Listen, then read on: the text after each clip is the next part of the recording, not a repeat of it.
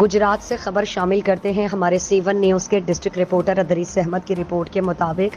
International human rights movement ضلع گجرات کا اجلاس زیر صدارت ضلع چیئرمین محمد لطیف جاوید منعقد ہوا، جس میں ضلع گجرات کی نئی کابینہ تشکیل دی گئی۔ کابینہ میں منتخب ہونے والوں میں ضلعی وائس چیئرمین فیصل حسین چیچیاں، ضلعی صدر پروفیسر محمد اعظم، سینئر نائب صدر حمزہ اظہر، جنرل سیکرٹری زمرد اعجاز، جوائنٹ سیکرٹری زین شفیق اور سیکرٹری اطلاعات و نشریات جاوید اقبال رحمانی کے نام شامل ہیں۔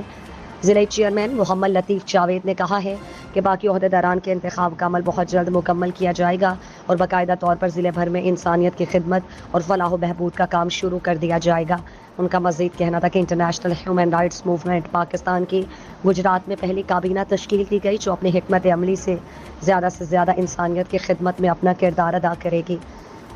انہوں نے منتخب عہدیداران کو مبارکباد پیش کرتے ہوئے کہا کہ ہمارا مشن دکھی انسانیت کی خدمت میں زیادہ سے زیادہ اپنا کردار ادا کرنا ہے۔ انہوں نے مزید کہا کہ کابینہ کی تکمیل کے بعد باقاعدہ حلف برداری کی تقریب کا اہتمام جلد کیا جائے گا۔ کابینہ کے 9 منتخب عہدیداران نے ضلعی چیئرمین کا دلی شکریہ ادا کیا اور اپنی ذمہ داری کو بہتر انداز میں پیش کرنے کا اعادہ کیا۔